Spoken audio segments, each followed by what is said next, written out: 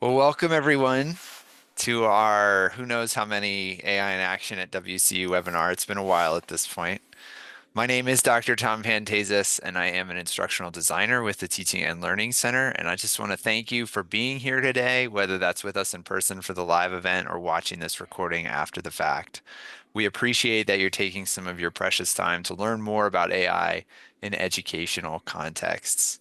I also want to take this instant to thank today's presenter, Dr. Michael Rosario, for sharing some of his wisdom and experience with us today. But before we get started, I do have a couple housekeeping items to go over with you. Um, as I mentioned, we've done a number of these webinars over the course of the semester. We've been doing almost one a week.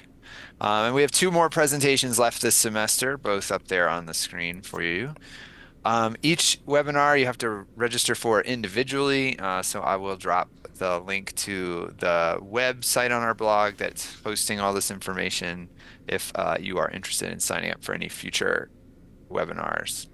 The agenda for today is I'm doing this first couple minutes of introduction and welcome, and then we'll get to Mike's presentation, and then we'll have about 10 minutes at the end for questions and discussion with those of us that are here. If you do have any questions while the presentation is going on, please put them in the chat. I'll be monitoring that as we go. However, we're not going to answer any questions until we reach the end of Mike's little presentation. At that point, we can also open it up for discussion. I will be keeping an eye on the time and try to hold us to these time limits. So I'm going to stop sharing my screen at this point and let Mike get ready to start sharing his. But this is Dr. Michael Rosario, who I believe is still an assistant professor of biology. Did I get that right, Mike? No, I'm now an associate professor. Associate professor. Check Okay, that out. yeah. Yep. And he's going to present today on leveraging AI podcasts. So take it away, Dr. Rosario. Yeah, thank you so much for the opportunity. And yeah, I'm super excited to talk about podcasting in classes, but also how the AI fits into it. And I just wanted to start off with just this image of AI generated what it thinks what a podcast for a large lecture class looks like. Of course, this is all fake. What I want to do is take some time to show you what it looks like in practice, and maybe even end with a little bit of like how you might be able to use it in your own classrooms if you so choose. So three major things that I want to talk about. Generally, first, I just want to talk about why podcasts at all. I'm not even talking about any of the AI parts of it. Then I want to talk about how AI is actually changing how podcasts are made and how podcasts are consumed, because there's a lot going on right now in terms of this technology, this developing technology. And I want to finish up with a just like really example AI podcast assignment that I've been drafting up. I'm planning on assigning it to my large lecture anatomy and physiology class next week, but kind of showing students how to use the tool and training them to think about how to talk and work with AI to improve and not replace their work or their thinking. Okay, so podcast for class. I want to start off with this quotation. It's one of my favorite quotations from this book, Why Don't Students Like School? And it's really learning is the residue of thought. And I think to me, this is really powerful. It resonates with me in that the more I think about something, the more chance I'm going to actually learn it and incorporate it and have that affect some of my, world models, thinking models, so on and so forth. And the thing about this is we know this. We try to get students to think about content in our classes outside of class. And the way that we do that is we usually assign deep work. And this is absolutely what needs to happen. Students do need to start thinking about content at a very deep level outside of class for them to have any chance of incorporating this, again, into their mental models. And traditionally, we do this by assigning problem sets, right? Assigning primary literature, textbook readings. We could even like link some video of ourselves or of others, tutoring and study groups. That's also really important. And this is just sort of the core of like, what I think students need to do outside of class to learn material. The problem is, if I'm looking at my students and I'm being honest with myself, I feel like a lot of them aren't equipped to do the deep work that they need to do. And so this is the equivalent of saying, here, read this textbook chapter, and then them diving into the deep end, trying to do the deep work, not having any foundation or not, sort of easing into it. So what I've been trying to do is spend the last couple of years brainstorming like what can we do to get students prepared for the deep work?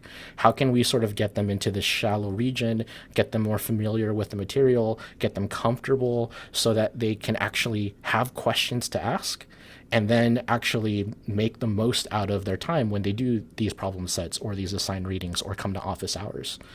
And so one of the strategies that I think can get students thinking about material outside of class happens to be the podcast. Now, just a disclaimer, these are all AI generated images. It's really hard to find pictures of people listening to podcasts out in the wild because usually the device you would take a picture with is the device you're listening with. But I really like podcasts because they are a very non-visual conversational way to interact with material. And those two components of podcasts I think are really important. The non-visual part really allows you to engage with the material in ways that traditional media can't. Like, can you imagine trying to read a textbook on a bus or, trying to read a research paper while you're out doing groceries? Like, that's not the time or the place to do that really important deep work. I mean, you can do it, but it's you need a lot of focus. You got to tune everything out. But the thing about podcasts are because they act on more the shallow end and not the deep end, you can, listen to a podcast while you're doing your dishes. You can listen to a podcast while you're mowing the lawn, which is a nice reminder that I should mow the lawn this weekend. But that's one thing about podcasts. It really makes the content available in other places and other contexts. It's by no means a replacement, right? These podcasts are not a replacement for lectures or for textbooks or for assignments. But if we're just thinking about how do we get students to think about material, to increase their chances that, they'll obtain at least some of it, being able to reach them in these different contexts, I think is really important. The second part of podcasts that I think are really important is the fact that most podcasts are conversational. There are some podcasts that are more of the audio essay kind of format where someone wrote out the script very nicely and it's not a one-on-one conversation. But most of the podcasts I listen to, right, it's just two people interested in a topic or two or more people talking back and forth, asking questions of each other and really interacting with material in a way that you don't really get in a lecture and you don't really get in a textbook. So this conversational mode of dealing with or working with material can really help build and strengthen the foundation to help us build the deep connections in the future. Now, I want to make one more point about podcasts that I think is really cool. And it's that I teach a lot of large lectures, and that is very much a one-to-many mode of communication. When I'm lecturing, I'm up there in front of 200 students, and it's easy for someone who is in a crowd to feel like they're in a crowd, and that was something that I had to deal with as an undergraduate student. I didn't do really well in school because I just felt like one out of many. But when you think about what a podcast is, the vast majority of time, people are going to be plugging these directly into their ears. And when you listen to a podcast, it's you and the podcasters. And so, yes, this is being broadcasted to hundreds, if not thousands of people, or millions of people, depending on the podcast, I guess. But it feels like you're in the room with them. And even if you're not an active participant, you start to feel like you're just in the room with people talking about it. It makes it more intimate. It makes it more relatable. I feel like I'm best friends with all of the podcasters I listen to, even though they don't know me at all. But that makes me more likely to interact with them if I ever see them in real life. Hopefully, we're transferring that same thing to students. Okay, so that's podcasts. If you want more information about this, like you can even go to the Oddly On Air podcast. I listen to this all the time. Whenever new episodes pop up, they go into my feed. They're part of my morning commute. I'm just showing you two of the ones that are related to podcasts. There are a couple more, but there's one with Dr. McCool. There's one with Dr. Gill. Excellent podcast if you're interested in learning more about using podcasts in the classroom from Westchester faculty. Okay, so let's talk about AI, because that's the main reason why I'm here and really excited about this. How is AI changing the creation of this content? And I want to start off with one article. This is from The Verge. The Verge is my favorite tech journalist podcast publication thing. And this article was from September of 2024, and it kind of represents this boom in this use of this technology called Notebook LM. And so the tagline is Google is using AI to make fake podcasts from your notes. You can now generate lively audio discussions with two AI hosts about the documents you've given it. This is a great tool. It is a free tool. I've even written a blog post about this that you can find on the TLC blog about how to use this tool to make your own podcast. But I just kind of want to show you how rapidly this has been changing. So if you look at The Verge, I'm just using their publication as an example. There was an article that came out in October talking about one of the major additions, upgrades to this tool, which was now you can give the host instructions, right? You couldn't do that before, but there's a very active Discord. The developers are talking with the people who are using this and responding to requests. And this was one major request. How do we have more control over these podcasts? A couple months later, right, in December of 2024, they enabled this ability for you to ask and talk with your podcast as well, right? So that's just a couple of months from when this sort of like took the attention of a lot of people interested in this, right? Just a couple of months later. And even just a couple of weeks ago, right, we now have this ability for Google Notebook LM to go and find its own sources, to do some of the deep research for you. So this is just here to kind of show us how this has changed and how it's changed very rapidly. And I want to show you how I've adapted using this tool based off some of these changes. So first of all, Notebook LM. Here's what it looks like. It's just a screenshot.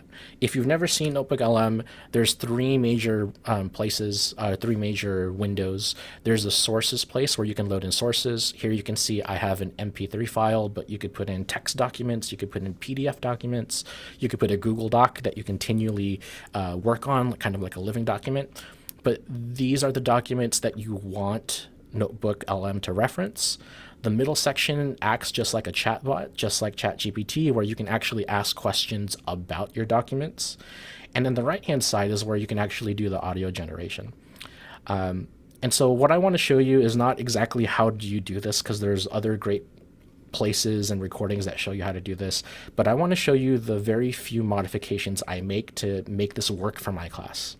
So first thing I do, my sources are all lecture recordings. They're all recordings of me giving the lecture, or they're transcripts of my lecture.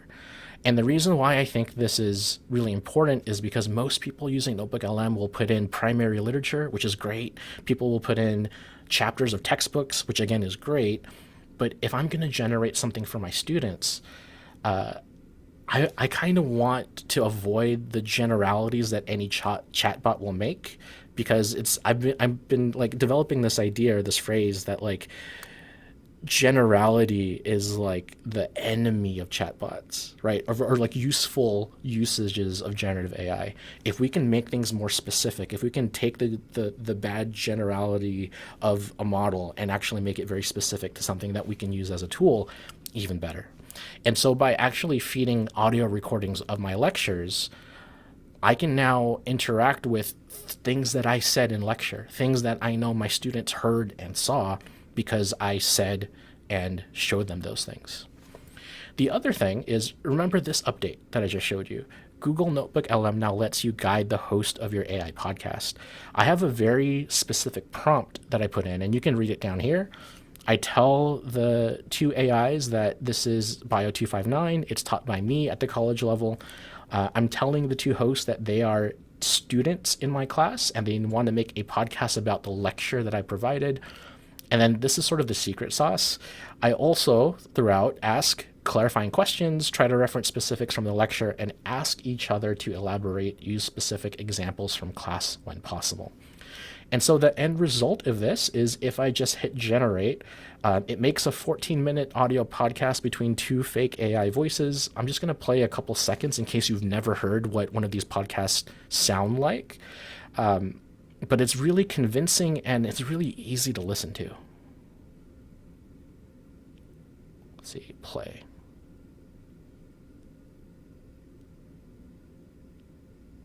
Is it playing? Okay, so that Bio 259 lecture Yeah.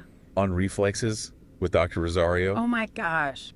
was intense. I know. My biggest takeaway, I had no idea how much was going on. Right. Beneath the surface, literally with all these automatic responses happening all the time. It's like our bodies are on autopilot for so much. Yeah. And it's even crazier is that there are actually two totally different types of reflexes. Oh, yeah. Intrinsic and acquired. Did you know that before the lecture? Honestly, I didn't. Wow. I thought a reflex was just a reflex. Yeah. But when Dr. Rosario showed that video of BTS flinching, Oh my God. when that fruit came flying at them, Yes. it all clicked. Right. So that's just a little bit of a sample of what this is like. But again, two voices that are very interesting and enthusiastic and referencing things that I showed. Like I showed the video of BTS and, that recall. If a student hears that, they're like, oh yeah, Dr. Rosario did show that video. That was a good demonstration of what a reflex is. So that, using this tool to really reflect on the things that I'm saying in my lecture, I think has been really positive. Okay.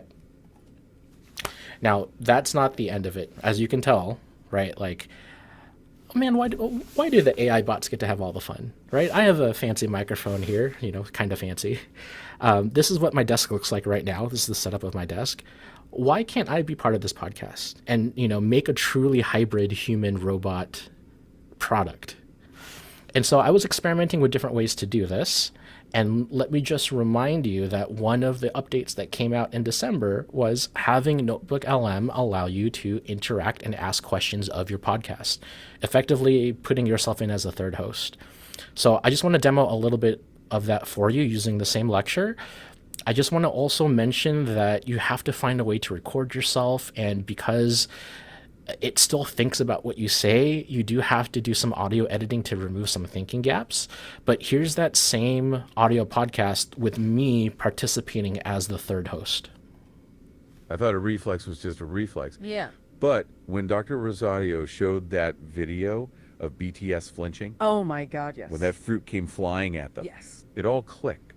Yeah, so for those of us who don't remember the BTS example, can you explain to us what a flinch reflex is? Okay, let's unpack this. Yeah, great question. So a flinch is that super quick reaction. Like an automatic response. Exactly, like when something unexpected comes at you. Right. And Dr. Rosario showed us this great video Yeah, with the K-pop band BTS. where a piece of fruit flew towards their face. And even though they were behind glass, they all reacted. Yeah, they ducked, they closed their eyes. Some even put their hands up in front of them. It's all an attempt to protect themselves. And the key thing here is that it's all automatic.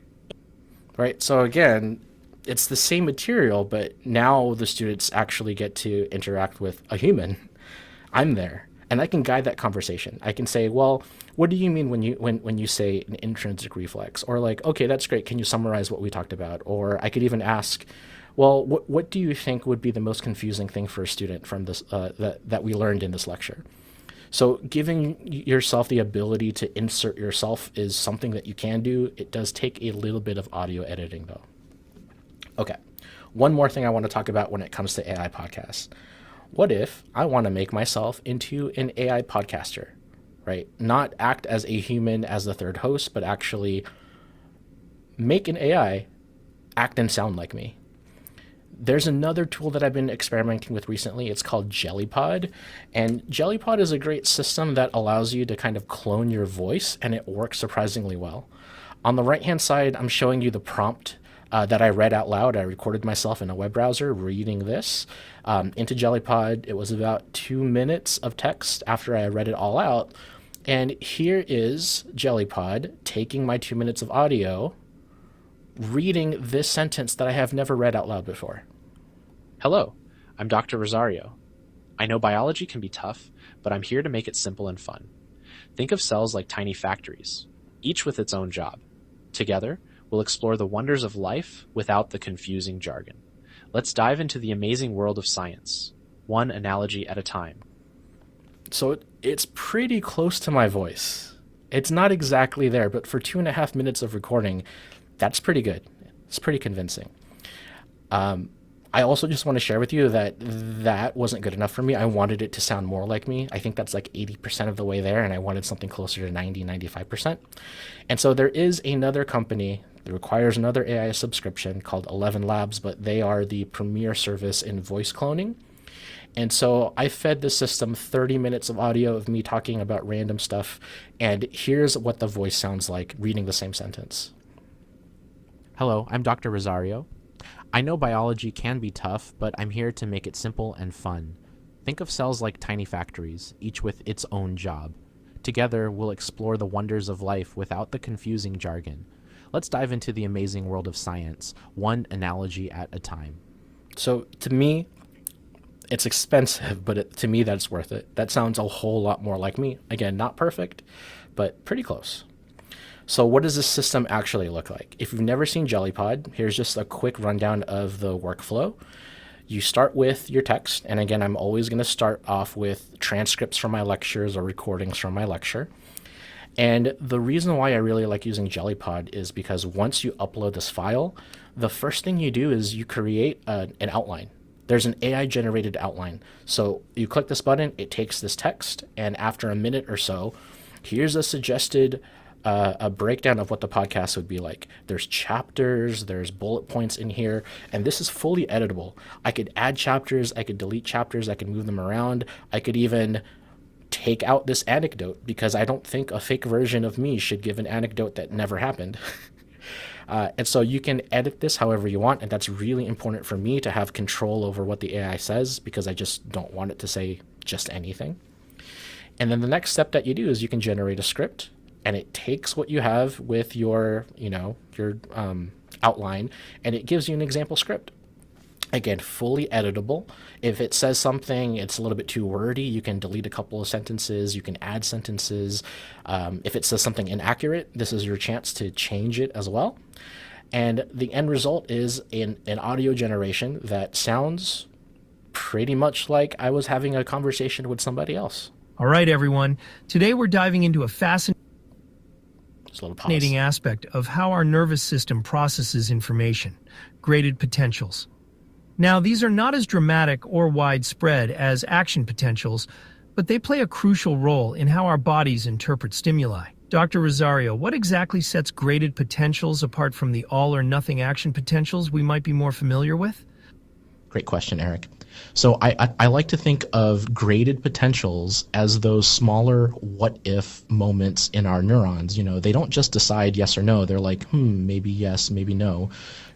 And so there's more of that, but you kind of get the picture, right? And the good thing about this is this allows me to generate podcasts not just for one class that I teach, but for the two of the large lecture classes that I teach, right? This is going out to general biology, large lecture, and anatomy and physiology, large lecture. If I had to sit down and record myself, that would just be too much time. But now I can make something that sounds like me, that students think sound like me. And of course, I let them know that it's AI generated, and they look over all of this content.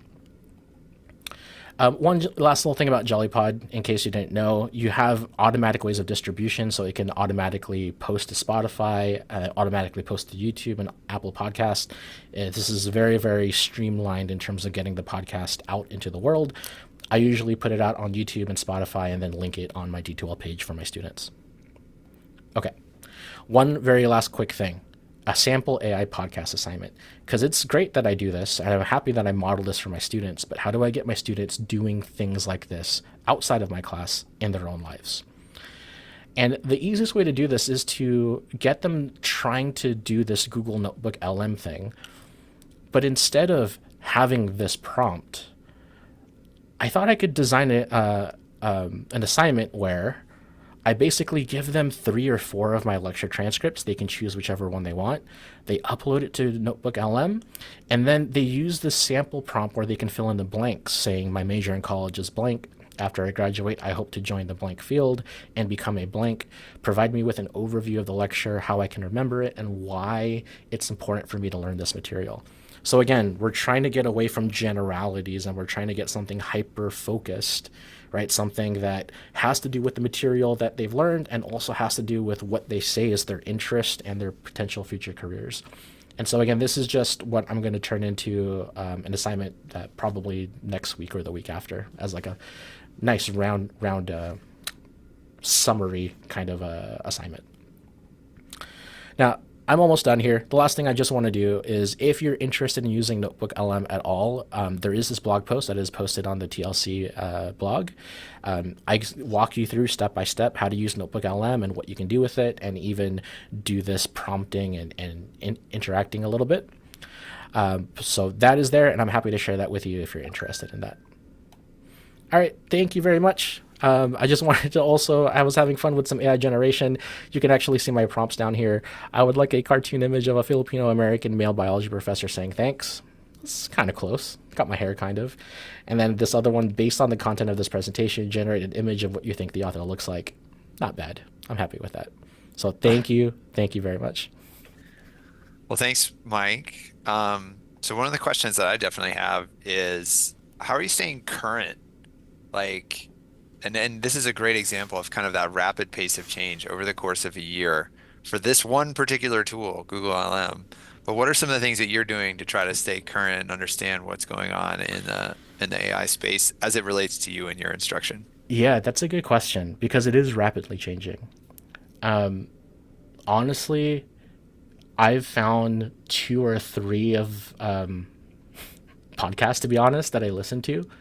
That one is a completely educational podcast. It's like technology and education, and every now and then they'll bring up some of the new things they're doing with AI. The other, The Verge, they have their podcast, The Vergecast, and they love this stuff, and so it's really interesting hearing how they're using it and what they're using. The other thing too, I think I mentioned this before, this specific tool, Notebook LM, they have a pretty good Discord. You can just join it and talk with the developers and talk with other users and see how other people are using it. But it's just acts as this, conversational chat that you could talk. You could talk with people and like bounce ideas back and forth. I've used it a couple times to say, "Hey, check this out. Does this sound good? How do you think I can? How do you think I can improve this?"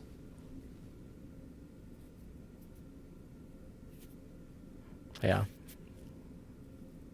Like, are you making podcasts of all of your lectures then, or do you pick and choose? This is a great question. I have tended to, so I teach 3 days a week, and I've tended to put these out as like weekly podcasts. And so I've, pitched it as like, here's the week 11 Bio 259 podcast, and I'll upload all 3 lectures that I do, or 2 lectures, depending on the schedule. And then I really like having the ability to move around the outline, because sometimes it'll go off on a tangent that's like, it's interesting, but I don't think anybody needs to hear about it in this podcast. And so it just gives me the ability to kind of like shift around. Like it gives me a starting point, and I spend a lot of my time editing it. But once a week seems pretty good. The students who like really listen to it, they get on my case when it's late, to be honest, which is kind of cool. It's like a few of them, but it's nice.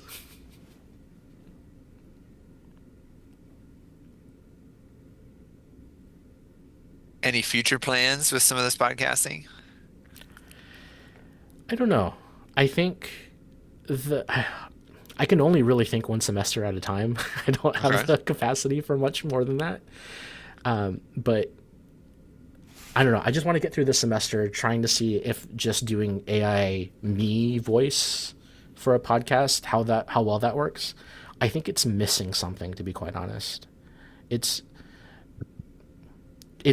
it's too clean, because the way that the JellyPod script makes the words, it's not as conversational as Notebook does it. And again, like it would be nice to hear my voice, just to know that a real person is actually listening to it, right? Like, not, don't take my word for it. I'm a real person, right? But other than that, I don't know if I have any other plans. Well, you said that there's a student assignment that goes along with it. Mm-hmm. How does that work? Yeah, so I haven't assigned it yet because I just want to figure out the logistics. But I'm planning on recording a video tutorial showing them how to do it, so that they have this thing that they can reference and follow along. And using Notebook LM, I have to check, but without a paid Google account, you still have some generative capabilities. I think it's limited to like a couple minutes. But the thing about that is once it generates it, you can just download the audio as like a MP3 or WAV file, and that's easily submitted onto D2L under like a file assignment, little sort of like Dropbox. They can put it in Panopto too if you wanted a better streaming opportunity.